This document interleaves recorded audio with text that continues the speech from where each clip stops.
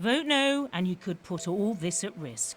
The stark warning intended for the multi-thousand-strong workforce, not just at Rolls-Royce, but Mini and other British subsidiaries of the German giant BMW. That icon of car manufacturing wants to put the brakes on any EU exit and reckons its staff have a right to know why. It will be an individual referendum, but equally, in our plants in the UK, there are many, many European citizens. 250 in the Rolls-Royce workforce of circa 1,300 are European citizens, and quite understandably, they've said, well, does this have implications for me?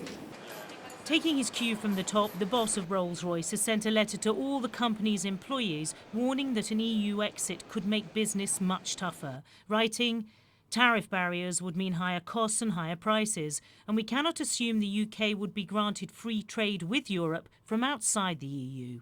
Going on to address the benefits of free movement of people, he said, our employment base could also be affected. And it's those issues which really worry the boss of this car components manufacturer in Reading. At least 60% of our products will be going abroad. He imports more than half of his workers from Europe and exports more than half of his products, and he's thinking of following Rolls-Royce's lead. Our worry here is that our employees maybe don't understand what the implications of this would be, and it would be our responsibility to identify what those implications are and to make our employees aware of them. But what of workers themselves? The staff here think it's the boss's job to educate them on matters EU. I think that's a very good idea.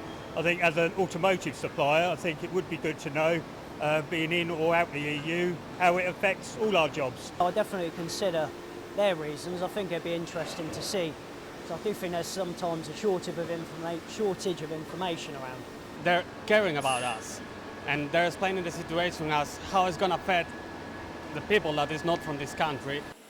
But explanations, advice, letters will inevitably reflect a point of view, which is why big companies are being advised to use caution.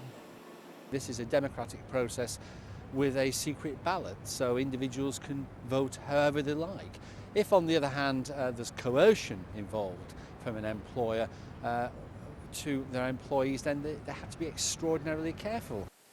Rolls-Royce and BMW insist every worker has the right to choose how to vote. They're simply laying the facts on the table. But facts coming from an employer may prove very persuasive to an employee. Michelle Clifford, Sky News.